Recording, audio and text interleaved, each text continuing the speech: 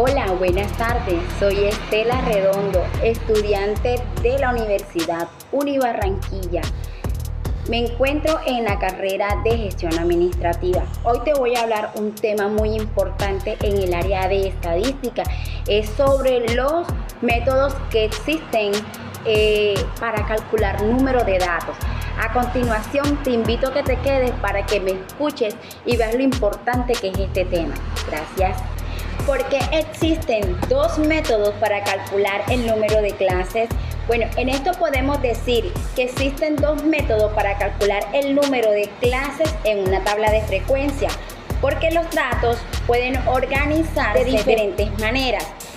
Esto varía según el tamaño de la muestra y la precisión que se quiere obtener.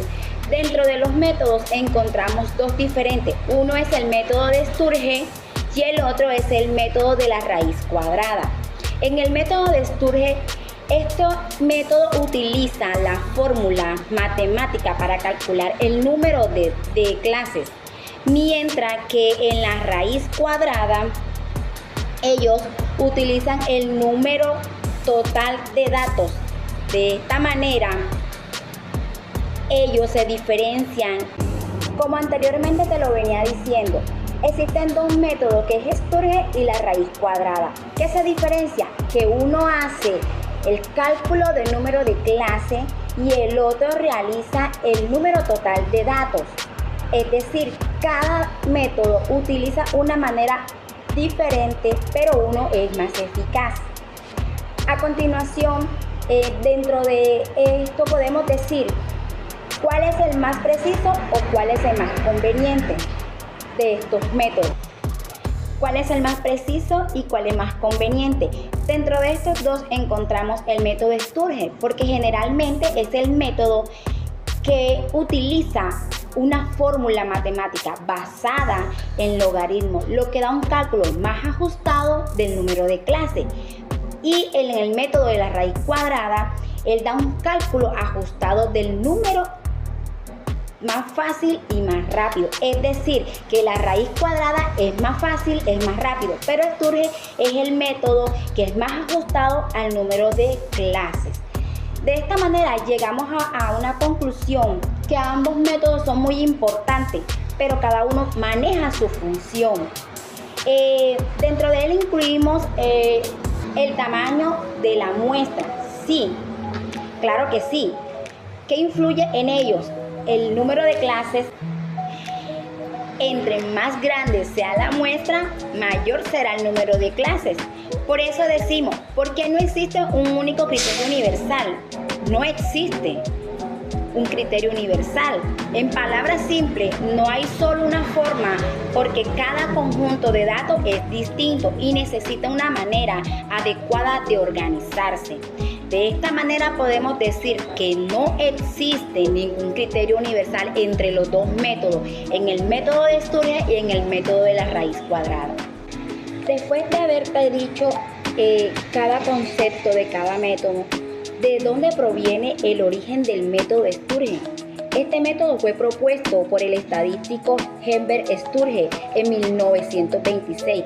Se basa en una fórmula matemática que utiliza logaritmos para calcular el número de clases en una tabla de frecuencia. También podemos decir sobre el método de la raíz cuadrada. Este método surge como una regla práctica en estadística para estimar rápidamente el número de clases, y su fundamento es tomar la raíz cuadrada del total del número de datos.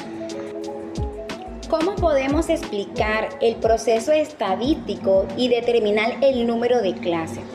De esta manera puedo explicar que el proceso estadístico para determinar el número de clases consiste en organizar un grupo de datos en varios intervalos o grupos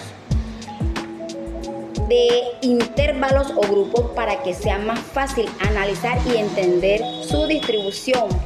¿Cómo comparo conceptualmente los métodos? Conceptualmente, el método de Sturge es más matemático y preciso, porque se usa